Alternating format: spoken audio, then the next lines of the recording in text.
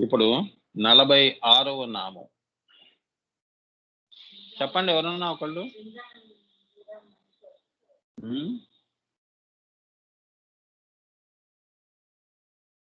సింజానమని మంజీర మండిత శ్రీ పదాంబుజ. Very good. దీని అర్థం సాహితీ పరంగా తీసుకుంటే అసలు దీని అర్థం ఏంటి? మామూలుగా మనలో మనం మాట్లాడుకున్నట్టు. ఎందుకండి అంత పెద్ద పెద్ద మాటలు? మామూలుగా ఏంటి అసలు ఆ నామం? మనం ఎవరన్నా పిల్లలు వచ్చినప్పుడు ఏదో ఈ మధ్యకాలంలో పేర్లు పెట్టుకున్నాం అంటే ఏంటి ఆ పేరుకి అర్థం ఏంటి అంటారు. రామకృష్ణ అంటానికి అర్థం ఏమిటి అని అడగాం కదా, ఎందుకంటే మన తాత ముత్తాతల నాటి పేర్లు మనకి పెట్టారు. ఇప్పుడు వచ్చిన వాళ్ళందరూ ఏంటో మరి ఆ పేర్లు నోటికే గుర్తుండవు, ప్లస్ నోటికి తిరగవు. ఏమిటమ్మా అర్థం అంటే ఏమో అమ్మ నాన్న పెట్టారండి. మీ అమ్మ నాన్న పెట్టారు, నువ్వు తెలుసుకొని నువ్వు అడగాలి కదా దీని అర్థం ఏంటని అడగాలి కదా. అట్లా ఉంటుంది. అలా సాహితీ పరంగా ఏంటో చూద్దాం. మనులతో కూడి చిరుగంటలతో మ్రోగించుచున్న సౌభాగ్యవంతమైన పద సరోరుహములు కలది అని అర్థం. పద సరోరుహములు, పదములు కలది అని అమ్మవారు. అంతే కదా, అమ్మవారు శ్రీశక్తి స్వరూపం అయినప్పుడు ఏముంటుంది? ఓం హ్రీం శ్రీం క్లీం అనుకుంటూ తిరిగేస్తుంది అన్నమాట. అది పద సరోరుహం. సింపుల్ గా మీకు చెప్పాలంటే చెవులు మూసుకుంటే అదే వినిపిస్తుంది స్వామి. అమ్మవారు ఏదో ఓంకారం వినిపించింది, హ్రీం వినిపించింది అంటే అదే పద సరోరుహ అంటే అవే అనుభూతులు నీకు ఇస్తుంది. మరి ఆమె ఏమిటి? మనులతో కూడి చిరుగంటలతో మొరుగుచున్న సౌభాగ్యవంతమైన పద సరోరుహములు కలది. సృష్టి అంతా కూడా ఈ బీజములతో, ఈ పదములతో, ఈ బీజములతో, ఆ శివశక్తి బీజములతో ఘంటానాదం చేసుకుంటూ శ్రీచక్రం చైతన్యవంతం అవుతోంది. నువ్వు చెవులు మూసుకున్నా, చెవులు తెరిచినా, మూసుకోకపోయినా కూడా కేవలం ఇవే నా మంత్రములు నీకు వినిపిస్తూ ఉంటాయని అదనమాట. మణులతో కూడి చిరుగంటలతో. ఇక మణి అంటే ఏంటో చెప్తాను ఇప్పుడు. అసలైన మణి ఏంటో చూపిస్తాను మీకు.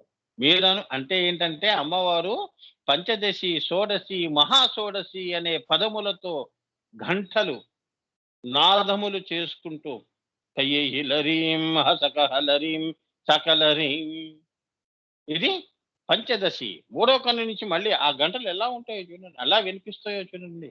అట్లా చెప్తున్నాడు. అమ్మా హ్రీం శ్రీం క్లీం అట్లా నువ్వు ఇంత పద సరోరుహాల్లో నీ ఆత్మ ప్రయాణం చేస్తూ అమ్మవారి యొక్క ఎందులోకి వెళ్ళాలి? బిందువులోకి వెళ్ళాలి. ఈం అని అక్కడ నీకు ఇస్తుంది ఏది? ముక్తి. అదే సవికల్ప నిర్వికల్ప సమాధులని. అర్థమైందా? ఇది సింపుల్ గా సాహిత్యపరంగా గురువు గారు ఒకటే లైన్ చెప్పారు మీకు. ఇప్పుడు ఇది మీకు చెప్తే ఇప్పుడు నేను కింద ఒక్కొక్క పదము తీసుకొని చెప్తాను. ఇప్పుడు మీకు ఇది మర్చిపోకండి. ఇదేంటంటే మీకు పద సరోరుహ అంటే ఇదన్నమాట. అమ్మవారు ఏంటంటేనమ్మా, ఆవిడ మొత్తం శ్రీచక్రం అంతా ఆవి స్వరూపమే కదా. సో ఆమె పద సరోరుహ. ఇందులోని గుప్తనామములు శ్రీమణి, సింజాన మణి మంజీరా కదా. శ్రీ తీసుకొని మణి అంటే ఏమిటి? శ్రీమణి అంటే ఏమిటి? ఇప్పుడు నాగుపాము ఉంది, నాగుపామునికి నాగఫణి ఉందా లేదా? చాలా విలువైంది. దాని శరీరంలో అతి విలువైనది ఆ మణియే. శ్రీ విద్యోపాసకుడికి అసలైన మణి ఏది చెప్పండి? అసలైన మణి ఏది వాడికి? షోడశి. షోడశి బీజం ఎప్పుడు ఇస్తారు? అది ఎదురు చూస్తూ ఉంటారు. కయ్యేహిలహరీం పంచదశలు అయిపోయినాయి. అసలైన మణి కయ్యేహిలరీం అసకహలరీం అనేది ఒక మహాసర్పము, దానిపైన ఉన్నది షోడశి బీజం. అలా అర్థం చేసుకోవాలి. అంతేగాని ఊరికే పాపం నాగుపాములు చంపుకుంటూ మనుల కోసం తిరగటం కాదు. కింద నుంచి ఎలా ఉంది పాము? మూడో కన్ను దగ్గర మణి వేసుకుని ఉంది. మణిపాదుకులు, కాంతి పాదుకులు దాటిన తర్వాత వచ్చిన బ్రహ్మకచ్చంలో ఉన్న మణి. ఆ మణిని రాజరాజేశ్వరి స్థితి మహాషోడశి. అక్కడ నువ్వు దాకా వెళితే నువ్వు ఏమవుతావు? శ్రీమణి అవుతావు. నీ సర్పము అక్కడ నీ మణితో వెలుగుతావు అన్నమాట. సర్పంలా ఉంటావని. అదే సుబ్రహ్మణ్య స్థితి. అర్థమైందా అమ్మా? చాలా కష్టం అర్థం చేసుకో. అంతేగాని ఊరికే మణి, మణి అనుకుంటూ పాపం నాగుపాములు తల మీద ఉంటాయని జెప్పేసేసి అడవుల్లో తిరగటం. ఉన్నాయి లేవని కావు. దాన్ని చంపటం పాపం. అవన్నీ చేయకూడదు గదా! అది ఏం షోడశి జేసిందో దాని మణి అలా అయింది. ఇప్పుడు పంచదశి చేస్తేనే గదా! అది షోడశి దగ్గరికొచ్చింది. అందుకే అది దేవతా సర్పాలకే మణులుంటాయి గదా! సో, అది వాళ్ళు పంచదశి దాటితే గదా! ఆ మణి వచ్చింది. ఏ రూపంలో ఉంటే నీకెందుకు? పాము రూపంలో ఉండని, మనిషి రూపంలో ఉండని. అవునా? దానికి షోడశి స్థితికెళ్ళింది కాబట్టి దానికి ఆ మణి చాలు. ఆ మణిని అదియే దానికేమిటి? ఆ కాంతియే శ్రీమణి ఆ కాంతుల్లోనే తాను తిరుగుతూ ఉంటుందది. అంతే గదా! చిత్ గగనంలో తిరుగుతోందని. ఇప్పుడు శ్రీ విద్యోపాసకుడు 15 చైతన్యవస్తులు దాటిన తర్వాత వాడు మణి అయి ఆకాశంలో తిరుగుతాడు. కిందెందుకుంటాడు? పిచ్చి కాకపోతే. శ్రీకృష్ణుడు కింద తిరుగుతున్నట్టు కనిపిస్తాడు గానీ ఆయన ఎక్కడున్నాడు? ఆయన మణి ఎక్కడుంది? శ్రీమణి. అది అదనమాట ఇక్కడ దాగి ఉన్న రహస్యం. అదెవడు టచ్ చేయలేరు. అది అమ్మ దయ ఉండాలి. సమస్య లేదు. అంతేగాని అందుకనే నీవు ఈ మణి అన్నప్పుడు షోడశి అని, ఈ పాము యొక్క శరీరం అంతా పంచదశి అనుకోండి. నువ్వు ఈ పాము దశ అంటే ఏమిటి? ఈ సర్పము అనేది పంచదశి అనేది దాటినప్పుడు నువ్వు ఆ మణి అవుతావు. శ్రీమణి అవుతావు అని. అదే షోడశి అవుతావు. శ్రీ విద్యోపాసకుల్లో అత్యుత్తమమైన స్థితి. అర్థమైందా? ఇప్పుడు శ్రీమణి అంటే గురువుగారు ఏం ఇది నేను చెప్పింది ఇది. మీరు ఇది దృష్టిలో పెట్టుకొని గురువుగారు ఎలా చెప్తారో చూడండి. శ్రీమణి అనగా షోడశి అని. హ్మ్. అని రహస్యార్థం. అంతే. శ్రీమణి అంటే రహస్యార్థం ఏమిటి? షోడశి బీజము అన్నాడు. 16వ బీజం. ఇప్పుడే నేను మీకు కథ రూపంలో చెప్పాను గదా! సో, మీరు కయ్యేహి లరీం, అసకహ లరీం అన్ని నిక్షిప్తాలు చేసుకుంటూ అక్షరాల్ని జాగృతం చేసుకుంటూ సర్పాన్ని జాగృతం చేసి మూలాధారాన్ని అది షట్‌చక్ర భేదన చేసుకుంటూ ఎక్కడికి పరిగెడుతోంది ఆజ్ఞా చక్రం నుంచి సహస్రారం వైపు వెళ్ళిపోతుంది.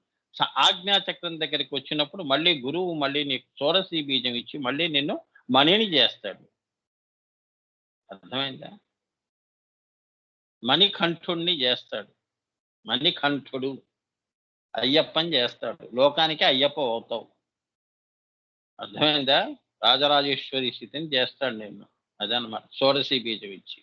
అక్కడి నుంచి నువ్వు అనుకుంటూ మహాషోడశి అనే దాంట్లో నువ్వు ఈ షోడశియే పర్యవసానం చెంది మహాషోడశి అవుతుంది. అర్థమైందా? చిన్నపిల్లాడు 4 కాళ్ళ మీద నడుస్తూ ఎవరి సహాయం లేకుండా 2 కాళ్ళ మీద ఎలా నడుస్తాడో నీకు తెలియకుండా షోడశి గూడా పువ్వులు ఎలా వికసిస్తాయి? చెప్పు వికసిస్తాయా? నువ్వు రాత్రి పడుకో పొద్దున్నే నేను వికసిస్తాను. నువ్వొచ్చి కోసుకొని నువ్వు పూజ చేసుకో లేదా తలలో పెట్టుకో అని జెప్పి పూలు చెప్పవుగా మనకి. అవునా? అట్లా అది షోడశి మహాషోడశిలోకి వెళ్ళిపోతుంది. ఇంకా అక్కడ బీజం అంటూ ఏమీ లేదు. కానీ అని అంటారు. ఈం ఈం నమః అది ఆఖరిది. అదే నిర్వికల్ప సమాధి అని. సో, శ్రీమణి అంటే అర్థమైంది గదా! మీరు గుర్తుంచుకో నాది మన గురు పరంపరలో మాట్లాడితే ఇంకో పక్కవాడు ఎవరు మాట్లాడకూడదు. మీరు గూడా అలా మిమ్మల్ని అలా తయారు చేస్తాను నేను. మరి వజ్రదేయుల్ని జేస్తాను. ఇంద్రుడి దగ్గర వజ్రాయుధం ఎలా ఉందో మీకు ఇదే వజ్రాయుధం. మా గురువుగారు మాకేమిచ్చాడు అంటే ఇగో వజ్రాయుధం ఇచ్చాడు. నీ వెనుబాముయే దాన్నేం చేస్తున్నాను? మణి, శ్రీమణి జేస్తున్నాను. అంటే అది ఈ వజ్రాయుధం ద్వారా మీరు పంచదశిని దాటటం. అటువంటి వజ్రాయుధం ఇస్తున్నాను నేను. గురు అనుగ్రహంతో అని మీరు అర్థం చేసుకోవాలి. అంటే గురువుగారు కుండలిని లేవడం అదే గదా గురూజీ. ఆ! ఓం కుండలిని జాగృతం హ్మ్. చేయటం అంటే కుండలి నువ్వు జాగృతం. నీ ప్రయత్నంతో అది జాగృతం కాదు గదా! ఎవరో చెయ్యాలి. అది గురువు అంటే భలే స్థానంలో రిలేటెడ్‌గా ఉంది గురూజీ. ఎప్పుడైతే విషం కక్కకుండా దాన్ని ఇది భద్రపరుస్తుందో అప్పుడే మనీ అవుతోంది. ఆ! అంటే ఏంటి ఆ మనం విష్ గూడా అంతే దీనికి కాకుండా మంచి వైపు తిప్పామంటే గుండెల్లో నువ్వే మణి. జాగృత అవుతుంది. మనమే మణి. ఆ! ఇది. ఆ! నువ్వే మణివవుతావు. అంటే విషమే ఏమవుతోంది? అమృతం అవుతోంది. అమృతం అవుతోంది. హ్మ్. అదే మణిగా గట్టి పడుతోందని. ఇప్పుడు మణులు ఎక్కడి నుంచొచ్చాయి? రాళ్ళు, రప్పలు. ఎక్కడివి? మరి హ్మ్. అన్ని మణులకి మెరిసేవన్నిటికి మనం ధర ఎక్కువ పెట్టాము. మామూలు రాళ్ళకి పెట్టలేదు. ఎందుకంటే దానిలో మెరుపు లేదని. అన్నీ ఇనుప ముక్కలే. మరి బంగారానికి ఎందుకు అంత కాస్టు? చెప్పండి. అట్లా అన్నమాట. సో, ఇక్కడేమిటి నిన్ను 15 చైతన్య అవస్థలు జాగ్రత్తగా వారి అనుగ్రహంతో బహిర్దృష్టి రావటమే విషం. ద్వైతము, మాయయే విషం. ఏమ్మా? దాన్ని దాన్ని నీకు బహిర్దృష్టి తగ్గించి, అంతర్దృష్టి పెంచి, నిన్ను షోడశీ స్థితి వైపు నడిపిస్తున్నాడు నీ గురువు. అది నువ్వు తెలుసుకోవలసిన మొదటి బాధ్యత. గురువు అంటే ఏమిటంటే, గురువుని గమనించి, గురువుని మౌనంలోనే ఎక్కువ అర్థం చేసుకుంటావు. అది. అంతేగా? అదనమాట. శ్రీమణి అంటే అంతే చెప్పాడు గురువుగారు. దానికి సంబంధించిన అంతే ఒకటే. అనగా షోడశి అని రహస్యార్థము అన్నాడు. ఆ రహస్యార్థం ఏంటో, ఆ చిన్న రహస్యాన్ని నేనిప్పుడు విప్పాను. అదే పంచదశి అంటే ఈ ఇది గురుముఖత నువ్వు పంచదశి బాలామంత్రం ఉపదేశం పొంది, ఆ 15 అవస్థలు నీ యొక్క జాగృత కుండలినిని ఆ! ఆజ్ఞాచక్రం పర్యంతము దాన్ని తీసుకువచ్చి, అక్కడ మూడో కన్ను దగ్గర స్వస్వరూప జ్ఞానము, స్వస్వరూప రూపాన్ని నిన్ను నువ్వు చూసుకొని, అద్దంలో చూసుకోవటం అంటే అసలైన చూపు అది. కింద అద్దాలు కావు. మన అందాలు ఇవి కావు. మూడో కన్ను దగ్గర అసలైన అద్దం ఉంది. ఆ అద్దంలో నిన్ను నువ్వు చూసుకుంటావు. స్వస్వరూపంగా చూసుకుంటావు. ఓహో! నేను ఇలా ఉంటానా అని. అరే! అంతా కూడా నేనే ఉన్నానే. ఈ శ్రీచక్రం అంతా నేనుగా నిండి ఉన్నాను అనేది నీకు తెలుస్తుంది. నేనెందుకు వేరుగా అనుకుంటున్నాను? అంతా నా వాళ్ళే గదా! అవునా? సో, అక్కడ నీకు స్వస్వరూప జ్ఞానం వచ్చినప్పుడు అహం బ్రహ్మాస్మి అన్నావు. అంతా నేనే అన్నావు. నీలో నువ్వు అనుకున్నావో, గట్టిగా అన్నావో అది వేరే విషయం. అనుకొని పైకి చూస్తావు. అవునా? అక్కడ మణి మెరుస్తూ ఉంటుంది. అప్పుడు గురువు నీకు షోడశి. అక్కడ నువ్వు ఆఖరిగా నీ గురువుని సందర్శిస్తావు. నీ దర్శనం ఇస్తాడు మూడో కన్ను దగ్గర. నీ ఇష్టమైన గురువు ఇస్తాడు. అక్కడి నుంచి నిన్ను జాగ్రత్తగా పైకి పంపించే ప్రయత్నం చేస్తాడు. ఆ మణి వైపు నువ్వు బాటలు వేస్తావు. అప్పుడు నువ్వు శ్రీమణి అవుతావు. అర్థమైందా? అప్పుడు నువ్వు దేవతా సర్పం అవుతావని. అది. హ్మ్. జీవితాన్ని దాటితే దేవత. జీవిత దేవత. ఇది జీవితము, అది దైవతము, ఇది జీవితం. దైవతంలోకి వెళితే నువ్వు శ్రీమణివి అవుతావురా. ఆ మార్గము, ఆ బీజము తీసుకెళ్ళేది ఒకటే బీజం. చూసారా? షోడశిలో ఒకటే బీజం ఉంటుంది. అది ఎంతవరకు చేరుస్తుందో చూడండి. అందుకే షోడశి బీజం ఉపదేశం చేస్తారా స్వామి అనుకుంటూ నా ప్రాణం తీస్తుంటాడు. కానీ మన అమ్మవారి ఆజ్ఞ లేకుండా ఇవ్వలేం కదమ్మా! అందుకే చాలా అంటే ఇవ్వకూడదని నేను పెట్టుకోలేదు మడి కట్టుకొని. వాళ్ళకి అర్హత వచ్చినప్పుడు ఇద్దాంలే అని కరుణతో ఆగాను. అది వాళ్ళు అర్థం చేసుకోవాలి. తప్పుగా అర్థం చేసుకుంటే నేనేం చేస్తానమ్మా? హ్మ్. I can't help. అవునా? ఇప్పుడు మణిపథ రెండవది. మణిపద. ఆమె యొక్క మహేశ్వరి స్వరూపమే మణిపద. మణిపద అన్న, మంత్రపద అన్న ఒకటే. మణిపద హ్మ్. ఆమె యొక్క మహేశ్వరి స్వరూపమే మణిపద. అంటే ఏంటంటే, అమ్మవారు మొత్తం మహేశ్వరి స్వరూపాన్ని నువ్వు ఎలా చూస్తావంటే, ఎందుకన్నారు స్వామి ఆమెని మహేశ్వరి అని? అంటే దాని అర్థం మీకు నేను చెప్తున్నాను. అమ్మవారు ఈం అనే పరాశూన్యం నుంచి అక్కడ ఆమె ముఖము ఉంటే, ఓంకారం వరకు ఆమె పాదుకలు, గురు పాదుకలు ఉన్నాయనుకో. శ్రీచక్రం ఎలా కూర్చుంది? బాసం బట్టలేసుకొని కూర్చున్నట్టు ఎలా ఉంటుంది? మీరు వాయినం తీసుకున్నప్పుడు కింద ఎలా కూర్చుంటారు చాప దగ్గర? మీ చుట్టూ శ్రీచక్రం వేస్తే ఎలా ఉంటుంది? మీ శిరస్సు పైన ఈం ఉంటే మీ పాదాల దగ్గర ఓం ఉంది. మరి మొత్తం కూడా ఈమె ఏమైపోయింది? మహేశ్వరి అయింది. ఈమె ఉట్టి ఈశ్వరి కాదురా బాబు. ఈమెలో అండపిండ బ్రహ్మాండాలు, ఆ అండపిండ బ్రహ్మాండంలో అందరం సువాసనలు ఉన్నాం. మేము ఈశ్వరీ స్వరూపులం. మా అందరికీ ఆమె మహేశ్వరి. ఆమెలో ఉన్నాం కాబట్టి. అరే మీకు అర్థమయ్యేట్టుగా చెప్తున్నాను. ఇప్పుడు అర్థమైందా? ఇప్పుడు ఎవరికి ఇస్తారు మొదటి వాయును? అమ్మవారికే ఇస్తారు. అవునా? శ్రీకృష్ణుడు మరి ఏదన్నా ఆయన్నే కదా కృష్ణార్పణం అంటున్నాం. అవునా? ఇది మహేశ్వరి స్వరూపమే మణిపద అన్నారు. మహాప్లస్ ఈశ్వరి, మామూలు ఈశ్వరి కాదు. బిందువు నుంచి కింద వరకు ఆవిడే కూర్చుందండి. ఆవిడలోనే ఎన్ని లోకాలు ఉన్నాయి. అందులో మనందరం ఉన్నాం. శ్రీచక్రం అలా వేశారు శ్రీచక్రాన్ని. సో ఆమె మణిపద. అందులో ఆవిడ మణులు ఏమిటి? ఇప్పుడే చెప్పాను కదా, ఓం హ్రీం శ్రీం క్లీం ఇవి. ఆమె మణిపద. మణిపద అన్న మంత్రపద అంటారు. మణిపద అంటే మంత్రపద. మరి నువ్వు ధ్యానిగా కూర్చున్నప్పుడు ఏం చెప్తావు? ఓంకారం చెప్తున్నావు. ఓంకారం ఎవరు? నేనే కదరా వెధవా అని. ఆ మణిరా అది. ఈ మణి ఎవరిచ్చారు నీకు? మా గురువు గారు ఇచ్చారండి.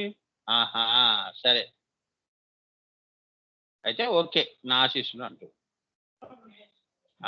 మంత్రమహేశ్వరి అని, లేదా మణుల మహేశ్వరి. మణులు అంటే మంత్రములు. మంత్రములు అంటే ఏంటంటే బీజములు. అర్థమైందా? All seed principles. అన్ని విత్తనాలు లోకాలు పుడుతున్నాయంటే ఈ ఓంకారం నుంచి మనం పుట్టాం, హ్రీంకారం నుంచి దేవతలు పుడుతున్నారు. అలా అన్నమాట. ఆ లోకాలు అలా అలా అలా 7 సప్తలోకాలు పైనవి. ఓం భూ, ఓం భువ, ఓం శువ, ఓం మహ, ఓం జన, స్థూల, సూక్ష్మ, సూక్ష్మతర, సూక్ష్మతమ. మళ్ళీ బిందువులో వాళ్ళిద్దరు, మళ్ళీ ఆవిడ మణిపద. అర్థమైందా? ఎలా వచ్చావు అంటే ఫలానా దేవుడు ఈ మంత్రం చెప్పి నిన్ను చేరుకున్నామా అనేది లేదు. వేదవా, నా బీజం పట్టుకొని వచ్చావు. ఓంకారం పట్టుకుని హ్రీంలోకి వచ్చావు. హ్రీంని తీసుకొచ్చి మళ్ళీ శ్రీంలోకి వచ్చావు. సరే, బిందువు దాకా వచ్చావు శ్రీం బీజం పెట్టుకుని. మణిపద. అప్పుడు నీకు మంత్ర మహేశ్వరి స్వరూపం కనిపిస్తుందని. ఆమె ఉట్టి ఈశ్వరి కాదు, మహేశ్వరి అని. అంటే మొత్తం ఈ సృష్టియే ఆమె యొక్క మంత్రము. మాటే మంత్రము అని మనం పాడుకుంటున్నాం కదమ్మా. అవి గురువు గారి మాటయే మంత్రము. అమ్మ మాటయే మంత్రము. అవునా? గురువు మాటయే మంత్రము. అందుకే గురువు కోపగించుకున్నా, ఆశీర్వదించిన అవి నీకు వరములే. అర్థమైందా? శాపములు కాదు. గురు శాపానికి ఎవరు శిష్యులు ఇంతవరకు ఎవరు లోను కాలేదు. అర్థమైందా? గురువు ఎప్పుడు శపించడు, దయ చూపిస్తాడు. అరుణాం కరుణాతరంగితాక్షి. పాపం వాడు మాయలో ఉన్నాడు, వాడు తెలుసుకుంటే వాడే మారుతాడు. అవునా? ఇవాళ కాకపోతే రేపు మారుతాడు. ఉండరా, రేపు చూద్దాంలే అంటాడు. అది. సో ఇక్కడ మనం ఏం తెలుసుకోవాలి? మణిపద అన్న మంత్రపద అన్న ఒక్కటే అని గుర్తుంచుకోండి. అది సూక్ష్మ ఉపాస్య రూపము. ఇది సూక్ష్మమైన ఉపాస్య రూపము. అమ్మవారిని మనం పట్టుకోవాలి అన్నప్పుడు కళ్ళతో వెతకటం కాదు, చేతులతో తడమటం కాదు, కాళ్ళతో క్షేత్రాలు తిరగటం కాదు, యాత్రలు చేయటం కాదు అని సూక్ష్మముగా ఉన్న చోటయే సూక్ష్మముగా ఓంకారం మంత్రపద ఆవిడ. ఓం ఆంజనేయ స్వామి ఒకటే చోట రామ్ రామ్ అనుకుంటేనే రాముని కలుపుకున్నాడు తనలో. అవునా? ఆయనే మళ్ళా రామాలయాలు తిరుగుతూ కూర్చున్నాడా? భద్రాద్రి ఇవన్నీ మనం తిరుగుతున్నాం. మనం దేవుణ్ణి బయట వెతుకుతున్నాం మాయలో. ఆయన సూక్ష్మంలోనే మంత్రపద. రామ్ రామ్ ఆ నాదమే అంటూ జ్యోతి అయింది. అది జ్యోతిగా చేశాడు ఉన్న చోటే. ఆయన ఎక్కడ ఉన్నాడో ఆ రామ్ అనే పదము, ఆ రాముడు, ఆ అమ్మవారు అక్కడ ఆయనలోనే ఉండిపోయారు. అసలైనది గురువులు ఎక్కడ కూర్చుంటే అదే పుణ్యక్షేత్రాలు.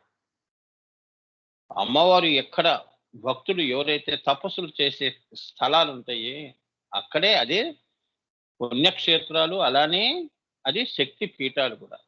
అది గుర్తుంచుకో. అర్థమైందా? శక్తి పీఠము. అందుకే మన పూజా మందిరంలో నువ్వు పూజ చేస్తున్నప్పుడు నీ పూజా మందిరాన్ని శక్తి పీఠం అవుతుంది అది. అందరికీ దర్శనం అనేది ఉండదు. అది అంతర్గర్భము, గర్భాలయము అంటారు. గర్భగుడి అంటారు. మంత్రంతోనే పూజారి లోపలికి వెళ్తారు తలుపులు తెరిచినప్పటి నుంచి. అవునా? వాడి భార్య గురించి, పిల్లల గురించి అవి పెట్టుకొని తలుపులు తెరవడు. ఆ? అదే మంత్ర పద అంటే. అంటే సూక్ష్మ ప్రయాణం చేస్తున్నాడు అని. అలా నువ్వు మనసులో చేయాలి. చేసినప్పుడు అమ్మవారు ఉమ్, ఆ సూక్ష్మ రూపంలో వాసనామయంగా నీ చుట్టూ ఉన్నట్టు నీకు పాంచభౌతిక శరీరం కాబట్టి కన్నుతోనో, ముక్కుతోనో, చేతులతోనో ఎవరో తడిమినట్టు, ముట్టుకున్నట్టు అటువంటి నీకు జరుగుతూ ఉంటాయి. ఓహో! అమ్మ అనుగ్రహం అయింది అని అనుకోవాలి. అంతేగాని అవే సర్టిఫికెట్లు కావు. 10 మందికి చెప్పుకునేవి కావు. అమ్మా! అంతే కదా! భర్త భార్యను ప్రేమించడం, భార్య భర్తను ప్రేమించడం, అలానే ఆరాధించడం గాని ఏదైనా కూడా ఇవన్నీ సహజమైనవి. మగవాడు డబ్బు సంపాదించడం సహజమైంది. నేనొక్కడినే సంపాదిస్తున్నాను, ఎవరు సంపాదించట్లేదని సర్టిఫికెట్‌ల కోసమును, సత్కారాలు, సన్మానాల కోసం 10 మందికి చెప్పుకుంటూ నాకింత జీతం, అంత జీతం అనుకుంటూ ఇంకోడు సంపాదించట. అది సహజ నైజం. నువ్వు కాకపోతే ఇంకొకడు సంపాదిస్తాడు. అవునా? ఆడది ఆమె ఇంటికి పరిమితం కాబట్టి అంటే ఇప్పుడు ట్రెండ్ గురించి పక్కన పెట్టండి. ఆ డిస్కషన్ పక్కన పెట్టండి. అసలు ఏదైనా కూడా ఆడ పని అంటే కిచెన్‌లో వెళ్లి చేస్తేనే పని కాదు. నువ్వు ఆఫీస్‌లో ఉన్నా కూడా ఇంటి మీదే ధ్యాస ఉంటుంది. అది కూడా అక్కడ కూడా నువ్వు వంటింటి ధ్యాసతోనే ఇక్కడ పని చేస్తున్నావు. అంత మాత్రాన నువ్వు పురుషుడి యొక్క పనులు చేయట్లేదుగా. ఆడే గదా! కార్యం కార్యమే, కారణం కారణమే. మానసికంగా కూడా చేస్తున్నాం గదా! వస్తానండి మా వారు వచ్చే టైం అయిందని అంటున్నావు గదా! అంటే మాటల్లో కూడా మీ వారిని గుర్తుంచుకొని ఆయనతో మాట్లాడావు. వ్యవహారం చేసావు. అంత మాత్రాన నువ్వు వేరైపోయావా కిచెన్‌కి? నీ వంటింటికి దూరం అయ్యావా? అక్కడే పెట్టావు మనసు. ఇట్లా మనం ఆలోచన చేయాలి. అంతేగాని గొడవ పడకూడదు. ఆడ తక్కువ ఈయన మగవాడిని ఇలా కాదు అక్కడ అర్థం. ఇది లేనిది అది లేదు, అది లేనిది ఇది లేదు. అవునా? అర్థమైందా? సో, కారణం ఉండాలి, కార్యము ఉండాలి. ఇద్దరు సమానమే అని తెలుసుకోవాలి. అది. ఎందుకు సమానము అంటే అవి 2 ఒకటే చోటు నుంచి వస్తున్నాయని. అదే భావాల్లో ఏమ్మా? అంటే వారిద్దరూ గూడా 2 శరీరాలు ఒకే ఆత్మలో ఉన్నాయి అన్నట్టుగా చేసేదే సంసారం. అర్థమైందా? ఏకత్వంలో అనేకత్వమైన పనులు చేస్తాం ఇంట్లో. పిల్లలు గాని, ఇంటి పనులు గాని. అనేకమైన పనులు చేస్తున్నాం. చేస్తుంది ఎవరు? కారణ కార్యాలేగా, తల్లిదండ్రులేగా. ఇప్పుడు అర్థమైంది కదా! అంత ఉంటే చూడండి మంత్ర మహేశ్వరి అని చెప్పేసేసి వెళ్ళిపోవటం కాదు ముందుకి. ఇంత డిస్కషన్స్ చేయాలి నాన్న.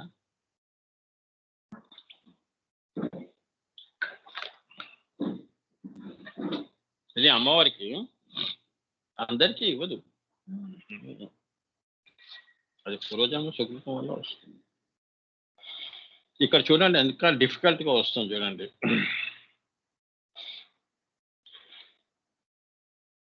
సూక్ష్మ ఉపాస్య రూపము. సింజాన మణిమంజీర మంటిత శ్రీ పదాంబుజ అన్న నామములు 4 సున్నాలున్నాయి. పూర్ణములు 4 సున్నాలున్నాయమ్మా. ఈ 4 సున్నాలు వలన తెలుసుకోవలసినది షోడశీ మంత్రములోని 4 హ్రీంకారములు. షోడశీ బీజంలో 4 ఈ హ్రీంకారాలు తెలుసుకోవాలి. హకారాలు. 5వ ఆకాశం భూతాకాశం కదా! ఓంకారం. ఓం హ్రీం శ్రీం అట్లా క్లీం అట్లా. హ్రీంకారాలు 4 హ్రీంకారాలు ఉన్నాయి. అంటే 5వ ఆకాశం దాటితే గాని నువ్వు అమ్మ దగ్గరికి వెళ్ళలేవని. షోడశి ఎప్పుడు వస్తుంది? పంచదశి దాటితే నీకు షోడశి స్థితి వస్తుందని. ఆ యొక్క హ్రీం బీజంలో 4 ఈంకారాలు ఉన్నాయి. ఇప్పుడు హ్రీం దాకా వచ్చావనుకో, ఓం హ్రీం అంటే నేను షోడశి స్థితికి వచ్చేసాను. ఇంకా పైన ఏమి లేదని కిందకి దిగిపోవటం కాదని. హకార రకారాలు పోతే ఇంకా పైన ఈ అంతర్వాహినిగా సరస్వతి నదిగా ప్రవహిస్తున్న ఈంకారనాదం ఉందిరా పిచ్చివాడ ఇంకా పైకి ఉంది. అవ్యక్త ఆకాశము, త్రికోణము, బిందువు, పరాశూన్యము ఉందిరా అని. అట్లా అన్నమాట. హ్రీంకారములు అందులో ఉన్న 4 ఈంకారములు ఇంకా ఉన్నాయి. చత్వార ఈం విభ్రతి క్షేమమంతా అని శృతి చెప్తోంది. నేను కాదమ్మా, శృతి వాక్యం. కాబట్టి సింజానమణి మంజీరాలో ఉన్న 4 పూర్ణానుస్వరాలు 4 సున్నాలు 4 ఈంకారములకు గుర్తు. ఆ పరానాదానికి గుర్తు అంటే ఏంటంటే ఈమిలోంచి శ్రీం వచ్చింది, శ్రీములోంచి హ్రీం వచ్చింది, హ్రీములోంచి క్లీం వచ్చింది అని ఈ సున్నాల్లోనే ఉందిరా ఈంకారము అని. హ్రీం అంటున్నావు కదా, అంటున్నావు కదా, హ్రీం అన్నావు, తర్వాత ఏమంటున్నావు? గంట కొట్టినప్పుడు ఏమనిపించింది? టాంగ్ అన్నావు. టాంగ్ అని వస్తుంది కదా గుడి గంట. అట్లా ఈంకారాలు దాగి ఉన్నాయిరా అంటున్నాడు. అందుకే ఏమన్నాడు శృతిలో? చత్వార ఈం విభ్రతి క్షేమమంతా. అదే సూక్ష్మ ప్రయాణం అంటే అది. సూక్ష్మాతి సూక్ష్మ ప్రయాణం అంటే ఆత్మని గురువు అలా తీసుకెళ్తాడు. మరి ఆవిడ గురు గోవింద రూపిణి కదమ్మా. అందుచేత ఇక్కడ మంత్ర మహాస్వరూపము రహస్యాతి రహస్యంగా చెప్పబడింది. ఇది ఎవ్వరూ చెప్పరు. ఈ మణి పద అనేది ఇంత చరిత్ర ఉంది. అంటే ఏంటంటే నువ్వు హ్రీం అన్నా కూడా అందులో మళ్ళీ ఈంకారం దాగి ఉంది. శ్రీం అన్నా కూడా ఈంకారం అనుస్వరాల్లో సున్నా దాగి ఉంది. అదే నీ యొక్క శ్రీపదము, మణిపదము. అమ్మవారి బిందువే మణి, శ్రీమణి, మహామణి అంటారు, శిరోమణి అంటారు. అదే ఆమె పైనంతా పరాశూన్యమే ఈంకారం ఉంటుంది అని. ఆ ఈంకారం నుంచి మళ్ళీ ఈ ఆమె సృష్టి చేయాలి అనుకుంటే శ్రీమై, హ్రీమై, ఇట్లా క్లీమై ఇట్లా వస్తుంది కిందకి. మళ్ళీ పైకి వెళ్ళేటప్పుడు అలా వెళుతుందని. ఆ అంతర్వాహినిగా సరస్వతిగా నీకు కూడా గుర్తుపట్టలేని నువ్వు హ్రీం అనేదే గుర్తుంచుకున్నావు, కానీ హ్రీంకారంలో హకార రకార ఈం అనేది మర్చిపోయావు. ఓ పిచ్చివాడా, అదే అసలైనది. అర్థమైందా? శరీరాన్ని గుర్తుంచుకున్నావు, నీ యొక్క సూక్ష్మ శరీరాన్ని గుర్తుంచుకున్నావు, మంత్రాన్ని గుర్తుంచుకున్నావు, ప్రాణాన్ని గుర్తుంచుకున్నావు, కానీ ఆత్మ ఏదైతే ఉందో అది అంటూ వెళ్ళిపోతుంది. అదే నాదాంతము, ఏమ్మా, వేదాంతము. ఈంకారము వేదాంతము. అదే ఏమంటున్నాడు శృతి? ఏం చెప్పింది? అంతవరకే చెప్పి ఆపేసింది. దానిపైనది ఇప్పుడు ఈ లలితా సహస్రనామంలో ఇదే శ్రీ విద్య. అంత మహావిద్య, ఇది బ్రహ్మ విద్య. అందుకే మనం కూడా మాటల్లో అంటుంటాం, అదేం పెద్ద బ్రహ్మ విద్య అండి వంట చేయటం అని అంటాం, కానీ బ్రహ్మ విద్య అది. వంట చేయటం కాదు, ఇది శ్రీ విద్య. వంట చేయటం బ్రహ్మ విద్య కాదు, అదేం కాదు. అలా అంటారు చెప్పేవాడిని బట్టి. మీరు చేయలేరండి అంటే నేను చేసి చూపిస్తా, అదే పెద్ద బ్రహ్మ విద్య. ఊత పదంలో అలా ఉంటుంది, కానీ శ్రీ విద్యలో డొక్క తీస్తుంది అమ్మవారు. మరి అదే నారసింహ అవతారం. అసలు నిజంగా అయితే మనం ఇక్కడి నుంచి ధ్యానం చేసుకుంటూ వెళ్ళేదే నారసింహ అవతారం. అన్ని చీల్చి చెండాడుకుంటూ వెళ్ళాలి. మూలాధార స్వాధిష్టాన నారసింహ తత్వంతో నువ్వు నరసింహ. అర్థమైందా? చెప్తానా, ఇంకా చాలా ఉన్నాయి. ఎందుకంటే సబ్జెక్ట్ కదా, అందుకే డీవియేట్ కావద్దు. జ్ఞాని ఎలా వెళ్తాడు, ఎలా చేస్తాడు అనేది ఎన్ని అవతారాలు దాటుకుంటూ ఈ దశావతారాల అనుభూతులే వస్తాయి. మళ్ళీ పైకి వెళ్తున్నాడు, పైకి వెళ్ళినప్పుడు అమ్మవారి రూపంలో వస్తావు. అప్పుడు నీకు తెలుస్తుంది నేను కూడా కరాంగుని నకోత్పన్న నారాయణ దశాకృతి అనేది నువ్వు తెలుసుకొని అప్పుడు పరాశూన్యంలో ఈ దాంట్లోకి వెళ్ళిపోతావు. చాలా అందుకే ఇంత చెప్పాడు మణి పదాలు ఆయన. ఇదే రహస్యాతి రహస్యం అంటున్నాడు, అది నేను ఇప్పుడు విప్పా. అంతేగాని నారాయణమూర్తి దశావతారాల్లో పుట్టాడని కాదు. నీకు కూడా అదే, నువ్వు దశావతారాల్లోనే పుట్టిన వాళ్ళం. మనం కూడా అలానే వెళ్ళాలి. మీనా గురువుల్ని పట్టుకొని ముందు పుట్టింది మీనాలేగా, అవునా?